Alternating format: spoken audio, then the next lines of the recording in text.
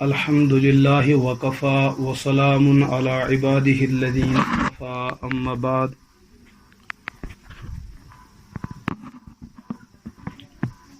معزز و مکرم عزیز طلباء، عزیز دوستوں اور بزرگوں،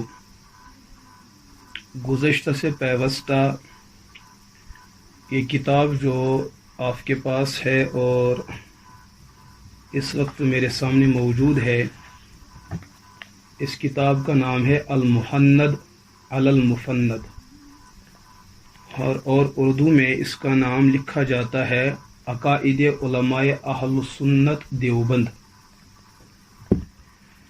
اس کتاب کو لکھنے کا جو پس منظر اس سے پہلے میں نے عرض کیا تھا سوال نمبر 1 اور سوال نمبر 2 کے تحت، وہ مختصراً میں عرض کروں گا کہ ملک ہند کے اندر ایک جگہ ہے بریلی، وہاں کے ایک مشہور اور معروف قلمکار مولوی احمد رضا خان بریلوی صاحب، وہ ماضی کے اندر ایک شخصیت گزر چکی ہے۔ ان کے دل میں ایک قسم کی قدورت اور ایک قسم کی جلن اور حسد اور نفرت نے ان کو مجبور کیا کہ جو ملک ہند کے علماء ربانیین، جنہوں نے وقت کے انگریز کے ساتھ پنجہ آزمائی کی اور انگریز کے ارادوں کو خاک میں ملانے کی بہت ہی بہترین کوشش فرمائی، اور جس میں وہ کسی درجے میں کامیاب بھی ہو گئے۔ انگریز نے چاہا کہ ان وقت کے علماء ربانیین، جن پر پوری انسانیت اور متحدہ ہندوستان کے اہل اسلام کو اعتماد ہے، ان علماء سے عوام الناس کو بدظن کیا جائے، کیونکہ امت اور عوام الناس ان کے اشاروں پہ آگے بڑھتی ہے، جان دینے کے لیے آمادہ ہوتی ہے۔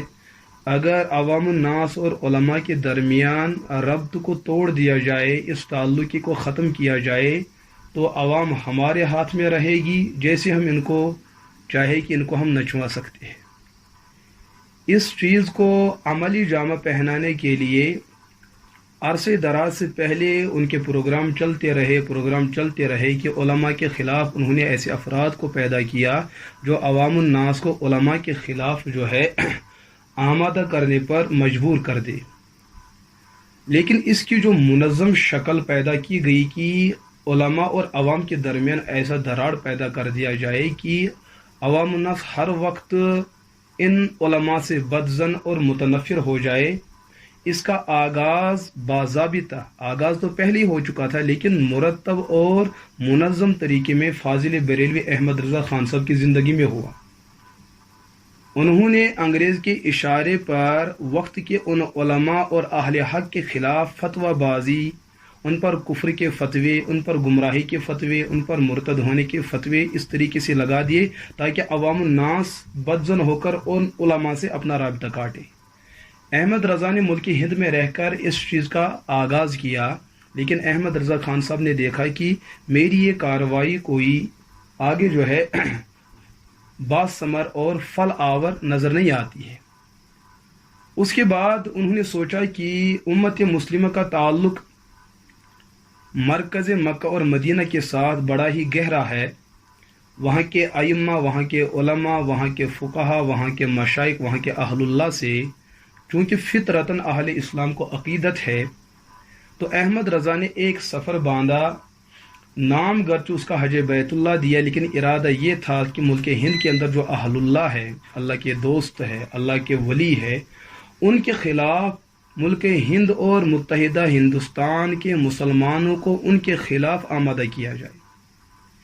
اس چیز کے لیے احمد رضا صاحب نے ملک ہند کے 2 چند نامور علماء کی کتابوں کو منتخب کیا اور ان کی کچھ عبارات کو آگے پیچھے کاٹ کر اس طریقے سے ترتیب دیا کہ بظاہر ایک عام سا انسان جب بھی ان عبارات کو پڑھے گا تو یہی کہے گا تو یہ تو کفر ہے، لیکن حقیقت میں اس میں کفر نہیں ہے، بلکہ احمد رضا صاحب کی وہ دسیسہ کاری ہے کہ ان عبارات، ان جملوں کو آگے پیچھے توڑ مروڑ کرتے ہوئے ایسے ان کو جوڑ دیا کہ ایک خالی ذہن انسان سمجھنے پہ مجبور ہو جاتا ہے کہ یہ مضمون تو کفر ہے۔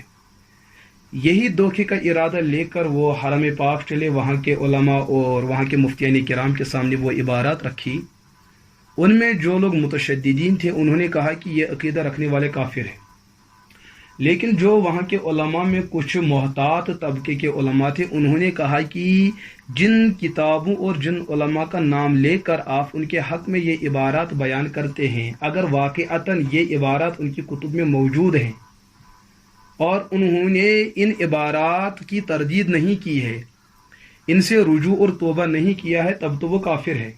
لیکن اگر ایسا نہیں ہے، ان کی کتب میں ایسا نہیں ہے، ان علماء کا اپنا یہ عقیدہ یہ نہیں ہے، یہ نظریہ نہیں ہے، تو پھر اس الزام دینے والے کو ہی کافر کہا جائے گا۔ احمد رضا صاحب نے یہ فتویٰ وہاں سے حاصل کیا اور ملک ہند میں اس کو تقسیم کرنا شروع کر دیا۔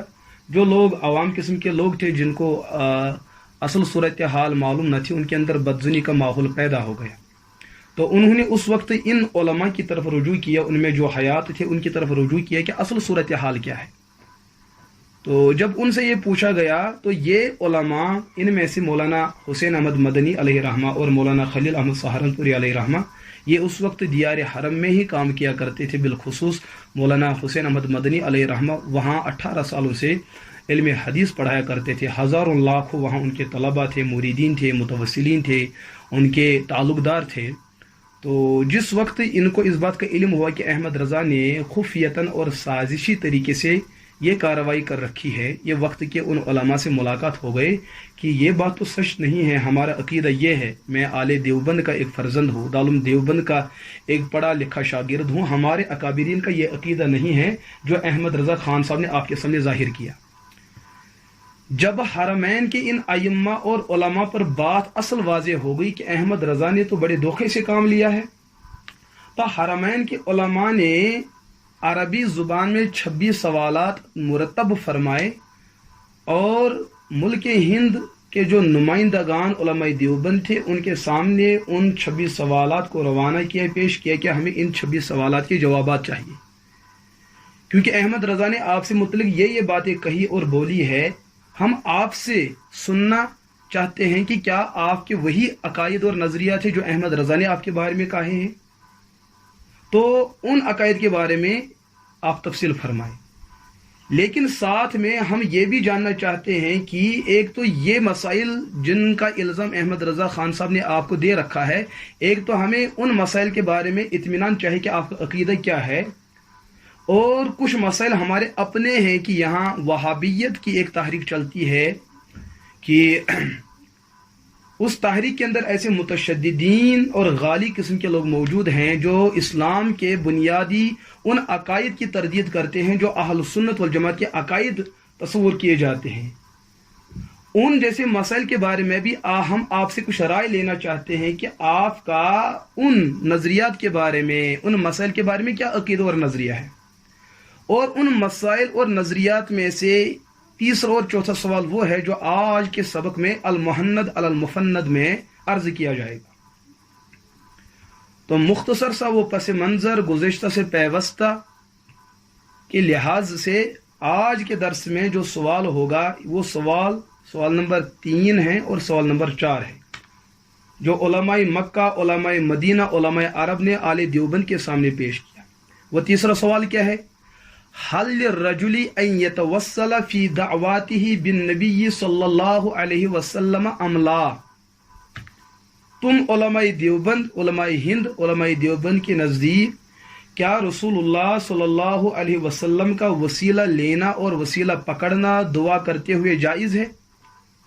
یہ جو مسلمان دعا کرتے ہیں، چاہے انفرادی دعا ہو، اجتماعی دعا ہو، معاملاتی دعا ہو، ضرورت کی دعا ہو، جب بھی کوئی مسلمان اللہ سے دعا مانگتا ہے، دعا مانگنے کے بعد اگر کوئی مسلمان دعا کے آخر میں یہ کہے کہ اے اللہ، میں نے جو کچھ مانگا ان دعاؤں کو حضور کی ذات کے وسیلے سے قبول فرما دیجئے، کیا اس قسم کا وسیلہ آپ جائز مانتے ہیں یا ناجائز مانتے ہیں؟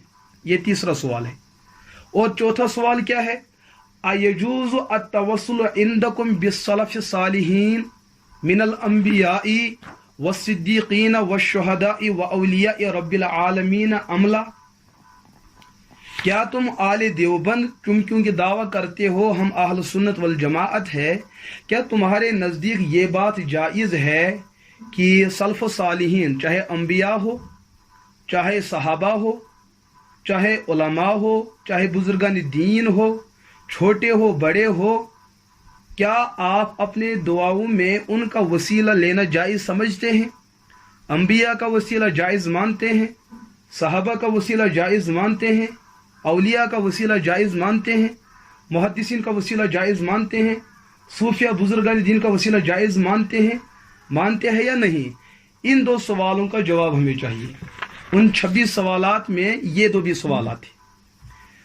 तो इन 26 सवालात का जो जवाब उस वक्त दिया है फ़ख्रुल मुहद्दिसीन हज़रत मौलाना खलील अहमद सहारनपुरी रहिमहुल्लाह, इसी किताब के अंदर उन 26 सवालात के जवाबात है।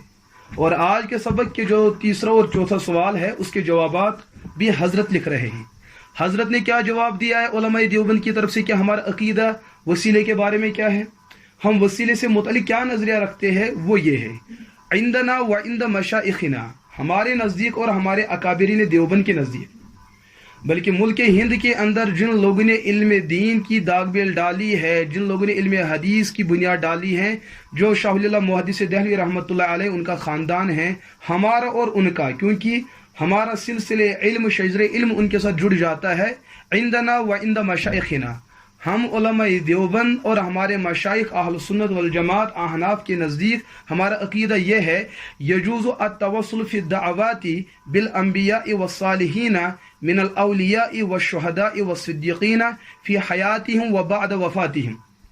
हमारा अकीदा ये है कि दुआ करते हुए एक मोमिन जब दुआ मांगता है, अपने दुआ में अल्लाह से ये भी कहे कि ए अल्लाह मेरी इन मांगी हुई दुआओं को कबूल फरमा दीजिए, अंबिया के वसीले से, सहाबा के वसीले से, बुजुर्गानी दीन के वसीले से, औलिया के वसीले से, उलमा के वसीले से, सुलहा के वसीले से, कुतुब अक्ताब के वसीले से, चाहे ये अंबिया, ये सहाबा, शुहदा, सुलहा इस दुनिया में हयात हो या उस दुनिया से इंतकाल कर चुके हो, क्योंकि बाज़ अंबिया की हयात तो साबित है अब तलक भी, और क़यामत तक उनकी हयात का कोई इनकार नहीं किया जा सकता है। तो जो अंबिया हयात हो, हयाती की वसीला वो भी जायज़ है। अंबिया की ज़िंदगी में जिन लोगों ने उनका वसीला पकड़ा है वो भी जायज़ है। अंबिया के वफ़ात के बाद जिन लोगों ने नबियों का वसीला लेकर अल्लाह से दुआ मांगी है वो वसीला भी जायज़ है। जो सहाबा कल तक हयात थे ज़माने नबूवत में, उनके दौर में जिन लोगों ने सहाबा के वसीले से दुआ मांगी है वो भी जायज़ है। आज के दौर में सहाबा हमारे अंदर जिंदा मौजूद नहीं है। आज का मुसलमान दुआ में सहाबा का वसीला दुआ में पेश करे अल्लाह के सामने, ये भी जायज़ है।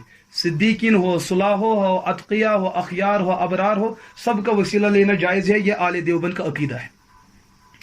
बल्कि उलमाए देवबंद हजरत मौलाना सहारनपुरी अलैहि रहमतुल्लाह फरमाते हैं कि जो इंसान दुआ करना चाहे, दुआ का सुन्नत तरीका क्या है, दुआ मांगने से पहले अल्लाह की तारीफ बयान करे, अल्लाह की बड़ाई, अजमत, किबरियाई का एतमाद हो और ज़ुबान पे इकरार हो। उसके बाद अल्लाह के रसूल अलैहि सलातो वसल्लम की ज़ात पर ईमान हो और उनके सिफ़ात को मानता हो, उनकी ज़ात को मानता हो। उन पर दुरूद व सलाम पढ़ने के बाद अपनी हाजात अल्लाह के सामने रखी। जब अपने हाजात और मुसलमान की ज़रूरियात, ईमान, दीन, दुनिया की फलाह बहबूदी के लिए जो आप दुआ मांगेंगे, दुआ मांगने के बाद इस दुआ करने वाले को चाहिए कि ये कहे अल्लाहुम्मा इन्नी अतवस्सलु इलैका बिफुलानिन अन तुजीब दावती व तक़ज़ी हाजती इला गैरि ज़ालिक। जब ये दुआ मांगने वाला दुआ से फारिग होगा तो अल्लाह से कहे ए अल्लाह मैं वसीला पकड़ता हूँ पैगम्बरों का, मैं वसीला पकड़ता हूँ सहाबा का, मैं वसीला पकड़ता हूँ बुजुर्गानी दीन का, इनके वसीले से मेरी दुआ को कबूल कीजिए और मेरी ज़रूरत को पूरा फरमा दीजिए। फिर चाहे अंबिया, सहाबा, औलिया, अतकिया जिंदा हो या इस दुनिया से इंतकाल हो चुके हो, दोनों सूरतों में इस किस्म का वसीला बिल्कुल जायज़ और दुरुस्त है। आगे फरमाते हैं मौलाना सहारनपुरी अलैहि रहमा, ये जो हमारा अकीदा है ये कोई छुपा नहीं बल्कि ये छपा है। कमा सर्रह भी शेखुना व मौलाना अशाह मोहम्मद इसहाक अद-दहलवी सुमा अल-मुहाजिर अल-मक्की रहमहुल्लाह, کہ یہ ہمارا عقیدہ اور یہ نظریہ وسیلے سے متعلق یہ حضرت شاہ محمد اسحاق دہلوی علیہ الرحمہ نے اپنی کتب کے اندر تفصیل کے ساتھ لکھا ہے، بلکہ انہوں نے اس پر ایک مستقل رسالہ ایک لکھا ہے جس کے اندر وسیلے سے متعلق انہوں نے تمام مسائل، تمام احکامات اور دلائل کو سامنے کیا ہے اور افراط و تفریط سے خالی مسلک اعتدال کو بیان کیا ہے۔ اور آج کے شاہ صاحب فرماتے، یہ جو حضرت سہارنپوری علیہ الرحمہ فرماتے ہیں، شاہ صاحب نے اپنی کتابوں میں اس کو تفصیل کے ساتھ لکھا ہے، لیکن آل دیوبند میں حضرت قطب الارشاد مولانا محمد رشید احمد گنگوہی رحمہ اللہ نے اپنی کتاب فتاوی رشیدیہ کی پہلی جلد صفحہ 94 پر اس مسئلے وسیلے کو تفصیل کے ساتھ لکھا ہے اور مدلل کیا ہے۔ ثم بینہ فی فتاواہ شیخنا و مولانا رشید احمد الگنگوہی رحمۃ اللہ علیہما، پھر اس وسیلے کے مسئلے کو، اس کا کون سا حصہ جائز ہے، کون سا ناجائز ہے، درست کون سا حصہ ہے، غلط کون سا حصہ ہے، اس وسیلے کے تمام مسائل اور متعلقات کو مفتی رشید احمد گنگوہی علیہ الرحمہ نے اپنی کتاب فتاوی رشیدیہ کے اندر تفصیل کے ساتھ بیان کیا ہے۔ آگے فرماتے ہیں وفی حاضر زمان شائعات مستفیضۃ بأیدی الناس، یہ جو وسیلے کا مسئلہ ان کتابوں میں لکھا ہے، یہ کتابیں لوگوں کے سامنے موجود ہے، یہ طبع ہو چکی ہے، یہ کتابیں چھپ چکی ہے، لوگ ان کتابوں کو دیکھ کر پڑھ سکتے ہیں، جان سکتے ہیں کہ علماء دیوبند کا عقیدہ کیا ہے۔ آگے فرماتے وَهَذِهِ الْمَسْأَلَةُ مَذْكُورَةٌ عَلَى صفحة 93 من الجلد الاول منها فَلْيُرَاجِعْ إِلَيْهَا مَنْ شَاءَ، یہ جو وسیلے کا مسئلہ فتاوی رشیدیہ کے اندر ہے، یہ صفحہ 94 پر پہلی جلد کے اندر تفصیل کے ساتھ لکھا ہوا ہے۔ اب حضرت رحمت اللہ علیہ نے علماء عرب کو اپنا عقیدہ بیان کیا ہے کہ ہم اہل سنت والجماعت احناف علماء دیوبند وسیلے کے قائل ہیں۔ ساتھ میں یہ بھی فرمایا ہمارے علماء نے ملک ہند میں رہ کر اس مسئلے کو ثابت کیا ہے، جن لوگوں نے اس مسئلے کا انکار کیا ہے ان کے خلاف دلائل دے کر حجت کو پورا کیا ہے۔ پھر جن لوگوں نے افراط و تفریط کا شکار ہو کر اس مسئلے کا انکار کیا یا اس میں کچھ زیادتی کی، مفتی رشید احمد گنگوہی علیہ الرحمہ نے اپنی کتاب فتاوی رشیدیہ کے اندر اس مسئلے کو مدلل اور منقح کیا ہے۔ لہذا یہ کتاب جملہ کتب آج مارکیٹ کے اندر دستیاب اور موجود ہے، آپ ان کتابوں کو اٹھا کر دیکھ سکتے ہیں کہ علماء دیوبند کا وسیلے کے بارے میں کیا عقیدہ ہے۔ یہ ہے آج کا سبق۔ تو اس سوال اور جواب سے مسئلہ حل ہوا کہ علماء دیوبند وسیلے کے قائل ہے، لیکن آگے جو اس کی تفصیل ہے وہ اب سماعت فرمائیں۔ وسیلے کا مطلب اور مفہوم کیا ہے، اس کو سمجھنا ازحد لازم اور ضروری ہے۔ ہمارے اکابرین میں سے مولانا حضرت تھانوی علیہ الرحمہ نے امداد الفتاوی یا دیگر کتب کے اندر بھی اس مسئلے کو ضمناً اشارتاً صراحتاً مختلف مقامات پر بیان کیا ہے۔ نشر التیر فی ذکر نبی الحبیب صلی اللہ علیہ وسلم میں انہوں نے مسئلہ توسل کو بیان کیا ہے اور اس کے جواز کو اور اس کے ثبوت کو بیان کیا ہے دلائل کی روشنی میں۔ علماء دیوبند کا جہاں یہ اتفاق ہے کہ وسیلہ جائز ہے، وہاں وہ وسیلے کی شکلوں کو بھی سمجھانا چاہتے ہیں کہ وسیلے کی کون کون سی شکلیں ہیں۔ تو سب سے پہلے وسیلہ کیا ہے؟ وسیلہ نام ہے اللہ کے نیکوکار بندوں اور نیکوکار بندوں کی نیکیاں جو ان کے حسنات ہیں۔ اللہ اپنے دوستوں سے محبت رکھتے ہیں، ان کے اعمال حسنہ سے محبت رکھتے ہیں۔ اللہ نے کائنات کے اندر ایسی ہزارہا چیزیں پیدا فرمائی ہے جن چیزوں سے اللہ محبت کرتے ہیں اور ان پر اللہ کی رحمت اترتی ہے۔ اللہ نے ایسا زمانہ بیان کی جس پر اللہ کی رحمت آتی ہے، ایسا مکان اور ایسا مکین، ایسا زمان اور ایسی زمین پیدا فرمائی ہے کہ جن میں بعض مقامات، بعض جگہوں پر اللہ کی رحمت اترتی ہے اور ان چیزوں سے اللہ کی محبت ثابت شدہ ہے اور دلائل کے اندر موجود ہے۔ ہم کہتے ہیں جن چیزوں سے، جس مخلوق کے ساتھ اللہ کی محبت جڑی ہے، چاہے ذات کے اعتبار سے یا ان کے اعمال کے اعتبار سے، جب تم دعا کرو ان دعاؤں کی فراغت کے بعد اللہ سے یہ دعا مانگو کہ آپ ان سے محبت کرتے ہیں، اس ذات سے محبت کرتے ہیں، ان کے اعمال سے محبت کرتے ہیں، اس محبت کی برکت سے آپ ہماری ان مانگی ہوئی دعاؤں کو قبول فرما دیجئے۔ وسیلہ کا عنوان اصل میں یہ ہے۔ آپ کو پیغمبروں سے محبت ہے، اس تعلق محبت کی وجہ سے ہماری دعاؤں کو قبول فرما دیجئے۔ انبیاء کے اعمال حسنہ سے آپ کو محبت ہے، ان اعمال کی برکت سے ہماری دعاؤں کو قبول کیجیے۔ صحابہ سے محبت، صحابہ کے اعمال سے محبت، اولیاء سے محبت، اولیاء کے اعمال سے محبت، کعبہ سے محبت، اس کے اندرون و بیرون سے محبت، مساجد سے محبت، مساجد کے ماحول سے محبت، علماء سے محبت، صلحاء سے محبت، ان تمام چیزوں سے جو آپ اور اس مخلوق کے درمیان محبت قائم اور دائم اور استوار ہے، اس تعلق کی وجہ سے ہماری مانگی ہوئی دعاؤں کو قبول فرما دیجیے۔ یہ وسیلے کا مفہوم اور مطلوب ہوتا ہے، یہ ہے وسیلے کا مفہوم۔ بھلا اس کا انکار کون کر سکتا ہے؟ جہاں پیغمبر کے اعمال اللہ کے یہاں محبوب ہے، کیا پیغمبروں کی ذوات اللہ کے یہاں محبوب نہیں؟ بلکہ اعمال جو بنتے ہیں وہ پیغمبر کے عمل اور حرکت کی وجہ سے عمل بنتے ہیں۔ اگر پیغمبر نہ ہو تو عمل نبوت کیسے بن سکتا ہے؟ اعمال یہ محتاج ہوتے ہیں ذوات کے، شخصیات کے۔ پہلے شخصیات ہے، اس کے بعد ان کے اعمال ہے۔ تو یہ علماء دیوبند کا عقیدہ ہے۔ لیکن علماء دیوبند اہل سنت والجماعت کے علاوہ یہاں پر اور دو جماعتیں موجود ہیں، جیسے غیر مقلدیت کی جماعت اور بریلویت کی جماعت، احمد رضا خان صاحب کی جماعت۔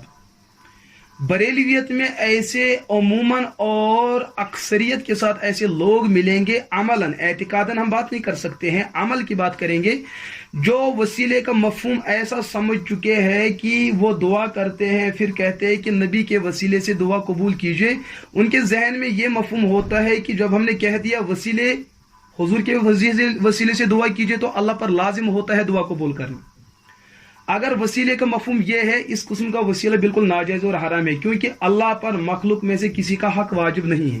یہ معتزلہ کا عقیدہ ہے۔ اللہ پر مخلوق کی کوئی چیز کرنی لازم نہیں ہے۔ اللہ جو دیتے ہیں یہ اللہ کا فضل اور احسان ہوتا ہے۔ انبیاء کو دیتے ہیں، صحابہ کو دیتے ہیں، شہداء کو، صلحاء کو دیتے ہیں، عام امت کو دیتے ہیں، مخلوقات، عام مخلوقات کو دیتے ہیں۔ یہ اللہ کا فضل اور کرم ہوتا ہے۔ اب ہم یہ کہیں کہ میری دعا کو قبول کیجئے حضور کے واسطے، حضور کی برکت سے، حضور کے طفیل سے، حضور کے وسیلے سے، کیا یہ اللہ پر واجب ہو گئی کہ اب دینا ہی پڑے گا؟ نہ، واجب تو نہیں ہے۔ جب واجب نہیں ہے پھر وسیلہ کیوں لیا جاتا ہے اور دیا جاتا ہے؟ اہل سنت والجماعت احنف دیوبند کا نظریہ یہ ہے کہ وسیلہ پیش کرنے کی جو شکل ہے، وسیلہ پیش کرنا ایک مستحب عمل ہے۔ یہ ہم پیش کیوں کرتے ہیں؟ ہمارا عقیدہ یہ ہے کہ گھر میں جو دعا مانگی جاتی ہے وہ بھی قبول ہوتی ہے، مسجد میں جو دعا مانگی جاتی ہے وہ بھی قبول ہوتی ہے، لیکن ہمارا غالب گمان، ہمارا قلبی تعلق یہ ہے جو دعا گھر میں مانگی گئی اس کے مقابل وہی دعا جو مسجد میں مانگی گئی، مسجد کا ماحول، مسجد کی برکت، مسجد کی منقبت، مسجد کے فضائل، مسجد کے مناقب کے پیش نظر ہمارا تصور یہ بنتا ہے کہ گھر کے مقابلے میں مسجد کی مانگی ہوئی دعا جلدی قبول ہوتی ہے۔ لیکن یہ حتمی فیصلہ نہیں ہے۔ ان دونوں کا تقابل کرتے ہوئے ہم کہتے ہیں کہ مسجد کی دعا زیادہ قبول ہو سکتی ہے۔ مسجد کی مانگی ہوئی دعا اور وہ دعا جو خانہ کعبہ کا غلاف پکڑتے ہوئے دعا مانگی جائے، ہم کہیں گے وہ دعا زیادہ قبولیت کے قریب ہے جو خانہ کعبہ کے ماحول اور اس کے صحن میں جو دعا مانگی گئی۔ زیادہ قبولیت مسجد نبوی کی بات کریں یا خانہ کعبہ کی بات کریں، وہ دعا زیادہ قبول ہو سکتی ہے عام مساجد میں مانگی ہوئی دعاؤں کے مقابلے میں۔ یہ ہمارا نظریہ ہے کہ وسیلہ پیش کرنے کا جو فائدہ ہے ہمارے تصور میں، ہمارے گمان میں یہ ہے، گھر کی دعا کے مقابلے میں مسجد کی مانگی ہوئی دعا زیادہ قبول ہو سکتی ہے جلدی اس کے مقابلے میں، ہمارے گمان میں۔ لیکن جو ہم وسیلہ پیش کرتے ہیں کہ اللہ پر لازم ہے کہ جلدی قبول کرے، نہ، ایسی بات نہیں۔ بس گمان ہے کہ جلدی قبول ہو سکتا ہے اس کے مقابلے میں، لیکن جلدی قبول ہونا اللہ پر ضروری ہے، ایسا نہیں ہے۔ تو عملاً جو بریلویت کا نظریہ ہے کہ نہ، اب تو سب کچھ ہونا ہے کیونکہ میں نے وسیلے سے دعا مانگی، یہ دعا رد نہیں ہو سکتی، یہ غلط بات ہے۔ وسیلے سے دعا مانگی جائے اس میں قبولیت اور عدم قبولیت دونوں کا احتمال موجود ہے۔ آپ وسیلے سے دعا مانگے یا نہ مانگے، اس میں بھی قبولیت اور عدم قبولیت کا احتمال موجود ہے۔ کبھی بغیر وسیلے کے دعا جلدی قبول ہوگی اور وسیلے سے دعا یہ بعد میں قبول ہو سکتی ہے۔ کبھی وسیلے سے مانگی ہوئی دعا جلدی قبول ہوگی، بغیر وسیلے کے مانگی ہوئی دعا بعد میں قبول ہو سکتی ہے۔ یہ اللہ کا اختیار ہے، جب چاہے کر سکتے ہیں۔ ہم مکلف ہے، ہمیں مسئلہ یہ ہے کہ ان اللہ عند ظن عبدی، بندہ جیسا گمان کرتا ہے اللہ کے ساتھ اللہ ویسا ہی فیصلہ فرماتے ہیں۔ ہم وسیلہ اس وجہ سے لیتے ہیں کہ اس کے مقابلے میں جلدی ہو سکتی ہے۔ یہ جلدی ہمارے اعتبار سے ہے، ہم کہیں گے اللہ کے یہاں دیر اور جلدی اور دیر اس کا کوئی وہاں تقسیم کار نہیں، نہ اس کا وہاں کوئی لحاظ ہے۔ تو یہ ہے وسیلہ لینے کا فائدہ۔ اس کے بعد علماء دیوبند نے جب وسیلے کو سمجھایا تو اس کے بعد انہوں نے وسیلے کے اقسام کو بتایا کہ وسیلے کی مختلف قسمیں ہیں، وہ سمجھانا چاہتے ہیں۔ ہمارے کتب کے اندر یہی تقسیمات موجود ہیں۔ جو لوگ چاہتے ہیں کہ علماء دیوبند کی کتابوں کو دیکھیں، آپ ان کو دیکھیں پڑھیں، آپ پر واضح ہو جائے گا کہ علماء دیوبند نے وسیلے کے مسئلے کو کیسے اعتدال کے ساتھ بیان کیا ہے۔ وسیلے کی سب سے پہلی قسم جو ہے التوسل بالدعاء، التوسل بالدعاء، دعا کے ذریعے سے وسیلہ پکڑنا۔ مثال کے طور پر آپ کے یہاں کوئی مقرب ہے، کوئی صالح انسان موجود ہے، کوئی نیکوکار موجود ہے، آپ ان کے یہاں گئے، آپ نے عرض کیا کہ حضور میرے اتنے سال گزر گئے کہ شادی ہونے کے، لیکن میرا بچہ نہیں ہوتا۔ آپ اللہ کے مقرب ہے یا اپنے آپ سے کہہ رہا ہے کہ یہ اللہ کا مقرب ہے، اب درخواست کی کہ حضرت میرے لیے دعا کیجئے کہ اللہ مجھے ولد صالح عطا فرمائے، چاہے لڑکا ہو یا لڑکی، مجھے اس قسم کا بچہ چاہیے۔ آپ اللہ سے دعا کیجئے۔ دعا تو ہم بھی مانگتے ہیں میاں بیوی، لیکن ہم گنہگار ہے، خطا کار ہے، سیئکار ہے کہ ہماری دعا قبول ہو یا نہ ہو، لیکن آپ چونکہ اللہ کے مقرب ہے، احادیث میں آتا ہے کہ جب میرا مقرب بندہ مجھ سے مانگتا ہے کہ اس کی لاج رکھتے ہوئے میں اس کی دعاؤں کو قبول فرماتا ہوں۔ کیوں؟ کبھی انسان اتنا مقرب ہوتا ہے، اللہ فرماتی یہ کان ہو جاتا ہے یا ایسا ہاتھ ہو جاتا ہے کہ اس کے ارادوں سے، اس کے خیالات سے اب گناہ نہیں صادر ہوتے ہیں، بس اچھائی ہی صادر ہوتی ہے۔ تو ہم وہی امید اور ارادہ لے کر آئے ہیں کہ آپ ہمارے لیے دعا کر دیجیے۔ یہ ہے وسیلے کی پہلی شکل، اس کو کہتے ہیں توسل بالدعاء۔ اس کے تو قائل سبھی مسلمان ہیں، چاہے مقلدین ہو، غیر مقلدین ہو، چار ائمہ کے ماننے والے ہیں یا ان کے علاوہ جن کو اسلام کا دعویٰ ہے، سب اس وسیلے کو مانتے ہیں۔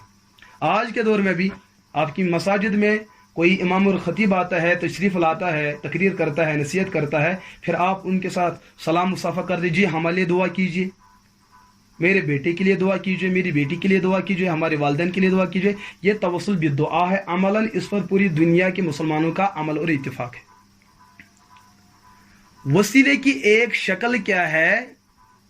التوسل بالاعمال الحسنۃ والصالحہ۔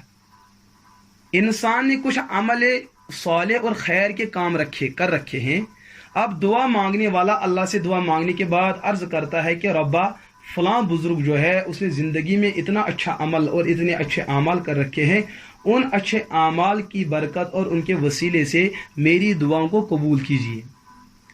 روایت کے اندر اس کی بھی صراحت ہے۔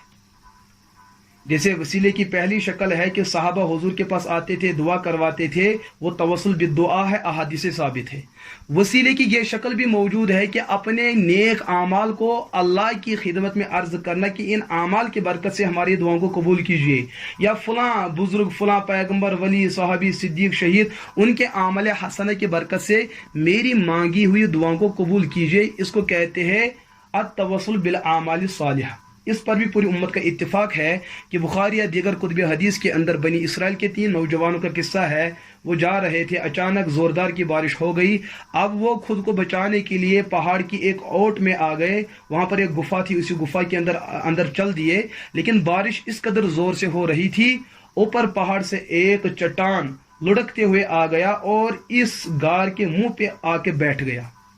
اب یہ پریشان ہے کہ ہم کیسے نکل جائیں، کیونکہ یہ جو پتھر تھا بہت ہی بھاری بھرکم اور وزنی پتھر تھا کہ ہاتھ لگاتے ہوئے اس کو یہ ہلا نہ پائے، تو انہوں نے اندر گفا میں رہتے ہوئے اللہ سے دعا مانگنی شروع کر دی، اور اپنی ایک وہ عمل جس کو یہ اپنی نظر میں اچھی عمل سمجھتے تھے، کار خیر سمجھتے تھے، اللہ کے سامنے اپنی عمل کا وسیلہ پیش کیا کہ ان مبارک اعمال کی برکت اور وسیلے سے ہمیں یہاں سے آزادی نصیب فرما دیجیے۔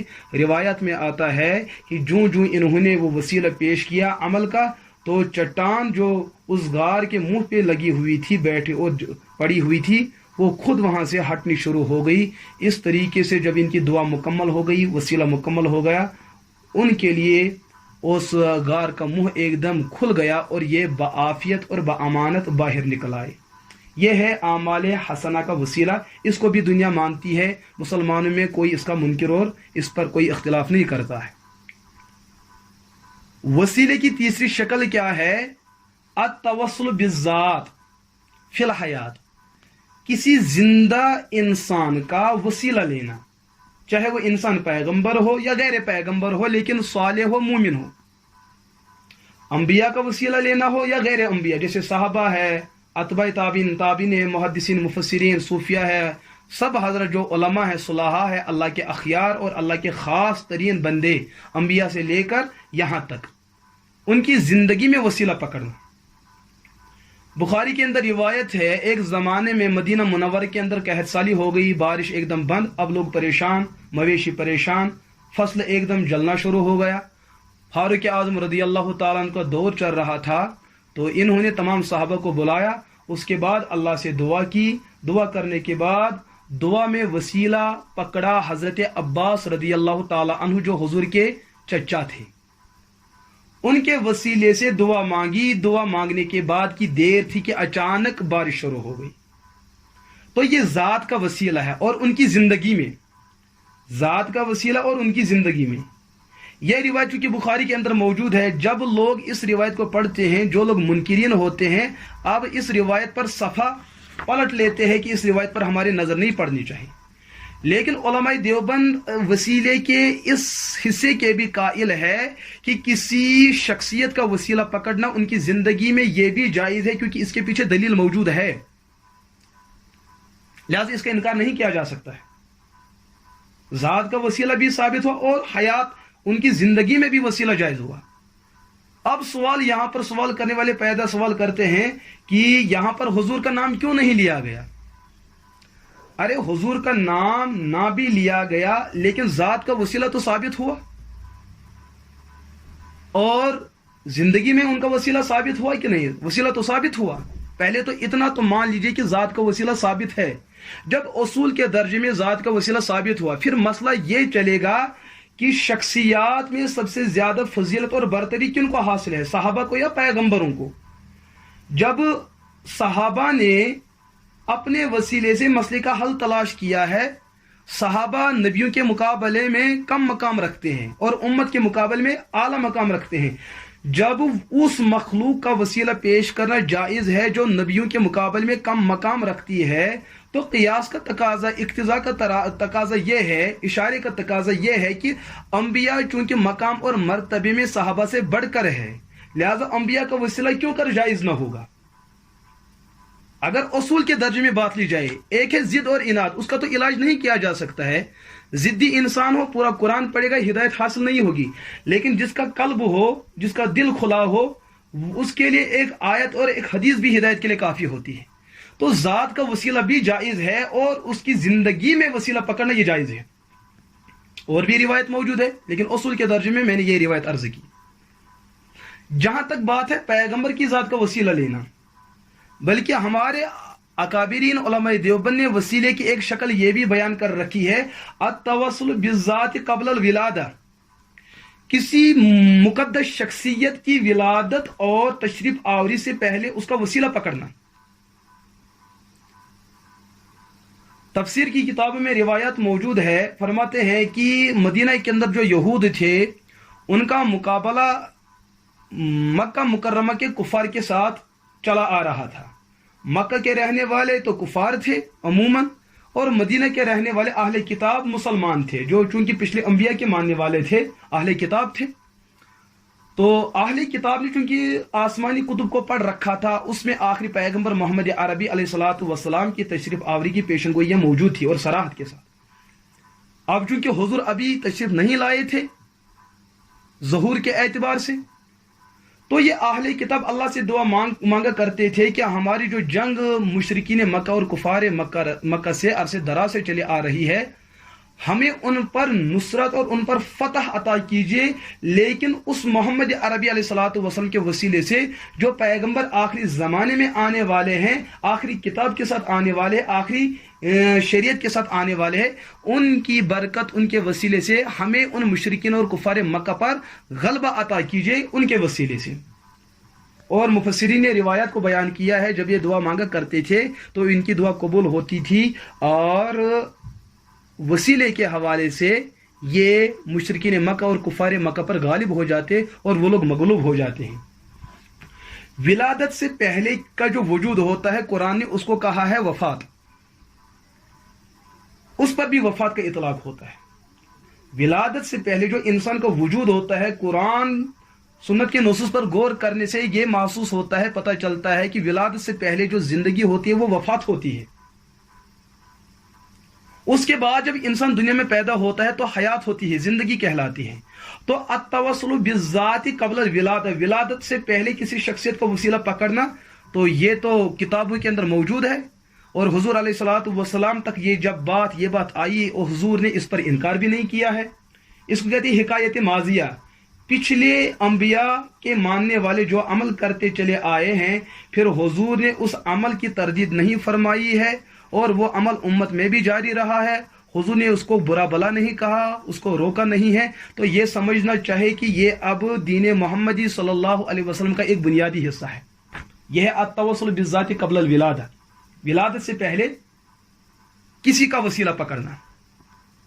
اب اس پہ سوال پیدا ہو سکتا ہے، کیا آج کے دور میں ہمارے لیے ممکن ہے کہ کسی کی ولادت سے پہلے اس کا وسیلہ پکڑنا؟ میں کہتا ہوں کہ ہاں، اس کی مثال موجود ہے۔ کتب حدیث کے اندر دو شخصیتوں کا تذکرہ آیا ہے جن کے خد و خال کو اللہ کے رسول علیہ الصلوۃ والسلام نے تفصیل کے ساتھ سمجھایا ہے۔ ایک ان میں پیغمبر ہے اور ایک ان میں امتی ہے۔ پیغمبر حضرت عیسیٰ علیہ نبی علیہ الصلوۃ والسلام، اور امتی حضرت مہدی رضوان۔ حضرت عیسیٰ پیدا ہو چکے ہیں، کسی مصلحت اور ضرورت سے اللہ نے ان کو ابھی وفات عطا نہیں فرمائی، بلکہ اپنے زمانے میں ان کو مبارک جسم و روح کے ساتھ اٹھا لیا اور آسمان پر ان کو محفوظ رکھا۔ لیکن دوسری شخصیت ہے جو امت کا ایک عظیم تر فرد ہے، امت کا آخری خلیفہ کہلائے گا، جن کا نام محمد ہوگا، والد کا نام عبداللہ ہوگا، اماں کا نام آمینہ ہوگا، اور شجرے کے اعتبار سے دونوں طرف والد اور والدہ کی طرف سے ایک طرف حسنی ہوں گے، دوسری طرف حسینی ہوں گے، نجیب الطرفین ہوں گے، سعادت خاندان سے تعلق رکھنے والے ہوں گے، حضرت امام مہدی رضوان۔ ان کے بارے میں کتب حدیث اور کتب عقائد میں لکھا ہے کہ آخری زمانے میں ان کی ولادت ہوگی، ان کا ظہور ہوگا۔ تو آج کے دور میں اگر کوئی اہل سنت والجماعت اللہ سے دعا کرے، پھر دعا مانگنے کے بعد یہ عرض کرے کہ ربا امام مہدی رضوان، ان کی برکت اور ان کے وسیلے سے میری مانگی ہوئی دعاؤں کو قبول فرما دیجئے، ایسا کہہ سکتے ہیں، اس کی دلیل موجود ہے، یہ کہہ سکتے ہیں، جائز ہے۔ اور وسیلے کی ایک شکل کیا ہے؟ التوسل بالذات بعد الوفات، کسی کے انتقال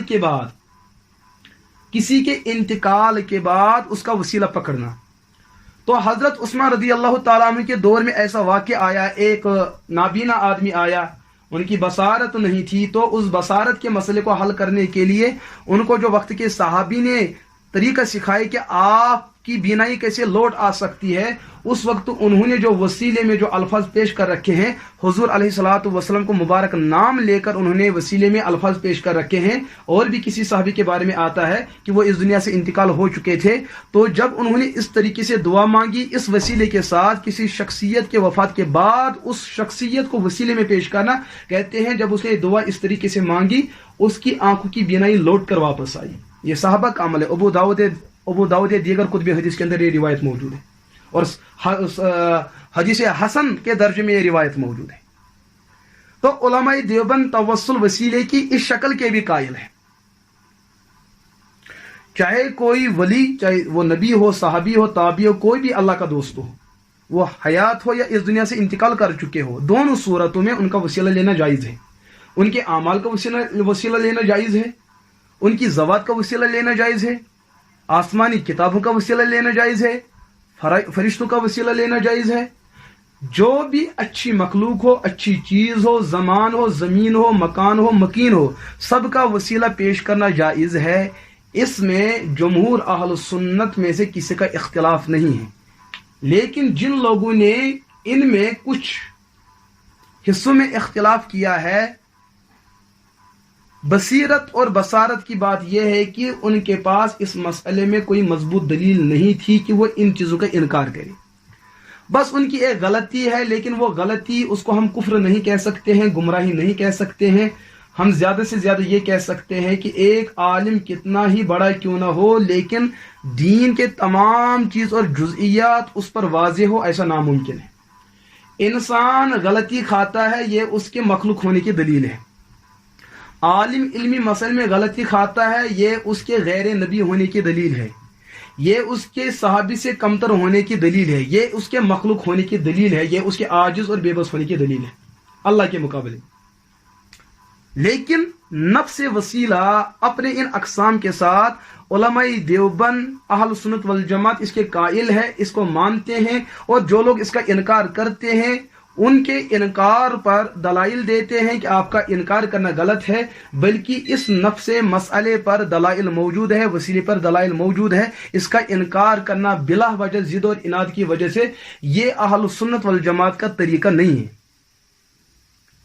لہذا یہ چند معروضات جو میں نے آپ کی خدمت میں عرض کی تاکہ آپ پر یہ بات واضح ہو جائے کہ المحند علی المفند میں جو ہمارا عقیدہ پیش کیا گیا ہے، یہ عقیدہ ہم رکھتے ہیں، اس کے قائل ہے، اس کے فائل ہے، اس کی ہم تبلیغ کرتے ہیں، اس پر جو لوگ انکار کرتے ہیں اور انکار کرنے والوں کے سامنے ہم دلائل پیش کرتے ہوئے اتمام حجت کا کام بھی پورا کرتے ہیں۔ لہذا وسیلہ نام ہے اللہ کی محبوب شخصیات، ان محبوب شخصیات کے مبارک اعمال، چاہے وہ محبوب شخصیات انبیاء ہو یا ان کے اعمال، محبوب شخصیات صحابہ ہو یا ان کے اعمال، محبوب شخصیات تابعین ہو یا ان کے اعمال، محبوب شخصیات اتباع تابعین ہو یا ان کے اعمال، محبوب شخصیات فقہ ہو یا ان کے اعمال، محبوب شخصیات محدثین ہو یا ان کے اعمال، صوفیہ ہو یا ان کے اعمال، علماء ہو یا ان کے اعمال، یا ہر وہ چیز جس چیز سے اللہ کو محبت ہے، ہر وہ زمان جس سے اللہ کو محبت ہے، ہر زمین جس سے اللہ کو محبت ہے، ہر وہ مکان اور مکین جس چیز سے اللہ کو محبت ہے، اس تعلق محبت کو دعا کرنے کے بعد اللہ کے سامنے پیش کرنا کہ آپ اللہ اس سے محبت کرتے ہیں اور اس شخصیت سے محبت کرتے ہیں، اس تعلق محبت کی برکت اور وسیلے سے ہماری دعا کو قبول کیجئے۔ یہ تعلق محبت کبھی ذات کی شکل میں ہو سکتا ہے، کبھی اعمال کی شکل میں ہوتا ہے، اسی کو کہتے ہیں وسیلہ۔ میں نہیں سمجھتا ہوں کہ کوئی عقل مند انسان ہو کہ اس چیز کا بھلا انکار کرے۔ کیسے انکار کر سکتا ہے؟ انکار وہ کرے جو ضدی ہو، انکار وہ کرے جو ہر درم ہو۔ اللہ ہمیں نہ ضدی بنائے، اللہ ہمیں نہ ہر درم بنائے، اللہ ہمیں یہود اور نصارہ کی بدترین خصلتوں سے ہماری حفاظت فرمائے، امت کے اندر جو افراد کرنے والے اور تفرید کرنے والے ہمیں ان سے بھی حفاظت فرمائے، اللہ ہمیں مسلک اعتدال پر چلنے کی توفیق عطا فرمائے۔ یہ کچھ معروضات تھی جس کو میں نے تمہید کے درجے میں اور اصول کے درجے میں آپ کی خدمت میں عرض کیا۔ اللہ مصنف علام علیہ رحمہ کے درجات کو دوبالا فرمائے اور ان کی قبر پر کروڑہ رحمت نازل فرمائے۔ وآخر دعوانا ان الحمد للہ رب العالمین۔